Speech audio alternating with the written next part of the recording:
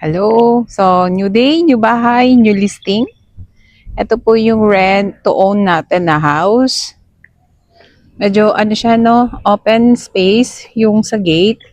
Kasi Aldea po to, hindi sila naglalagay ng gate. Then you can park your two car po dyan. And pwede po kayong mag-park sa daan. Oh, yan siya. Ito yung inyong facade. Yan. Yung facade nyo. Tapos yung bahay na to is facing west. So, ang total lot area po ng bahay na to is 165 and yung floor area is 200 square meter. So, ito yung sala.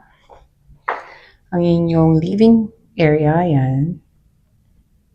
Tapos, dito nyo ilalagay yung TV nyo.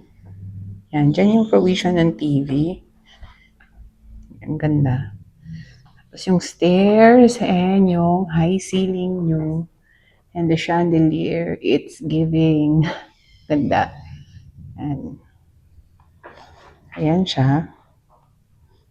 Ayan siya, mga friends, mga kabahay. And here is your dining area. 8-seater dining area. Tapos yung labas niya, makikita mo yung parking. And here is your kitchen. Ganda. So, lahat na nakikita nyo dyan is kasama na po sa price na 17,455,000. Yan. Meron na siyang ref, microwave and oven. Kasama na po yan. Yan. Kasama po lahat yan. And here, outside, ito po ang yung dirty kitchen. Dirty kitchen and your wash area. And dito, wash area nyo. Balik tayo. Balik tayo sa kitchen. Ang gusto ko sa kitchen nito, yung modular niya, you know. Yan, oh, ang ganda. Ganda ng mga modular cabinets. Daming space for your groceries. And here, meron tayong guest room dito sa first floor. Spacious. Spacious ang guest room. May cabinets na. And here is your powder room. And powder room, pwede din siyang shower. And may dito para lalagyan ng mga ibang gamit. Ang ganda. Akit na tayo sa second floor. So, dito sa second floor, habang umakit ka yung ilaw, yan. Sumisindi sila. Sumisindi. CR.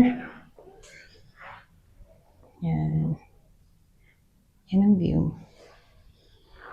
Okay. Akit tayo.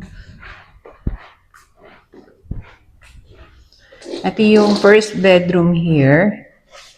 Ito yung first bedroom. And spacious din. Meron din siyang cabinet. Katulad lang nung sa baba. So parang twin lang sila. Tapos meron silang common toilet and bath ng bedroom 2. Ito ang bedroom 2. So pareho lang siya ng bedroom 1 and ng guest room. And spacious, may sariling cabinet. So dito na tayo sa master bedroom.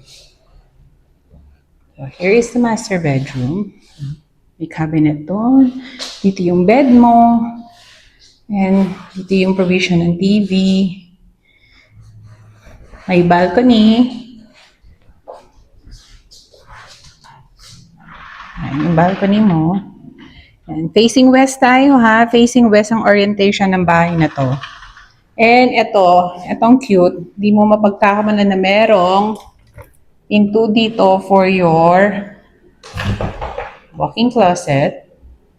Ganda ng walk-in closet. His and her sink. Ganda. And meron kang shower. Shower area dito, may rain shower and your bathtub. Bubble bath. Yan. Ganda ng wall mirror nila, ang laki. Tapos may pa-surprise ang bahay na to. May pa-surprise. Papakita ko yung surprise sa inyo. Meron siyang attic. Yan, may attic siya. Akit tayo. Akit tayo sa attic.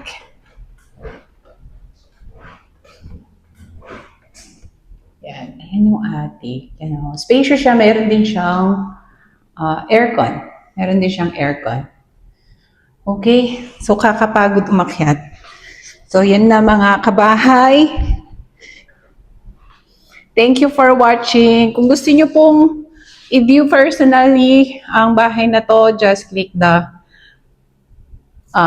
yung number ko sa taas. Tawagan niyo lang po ako. Thank you!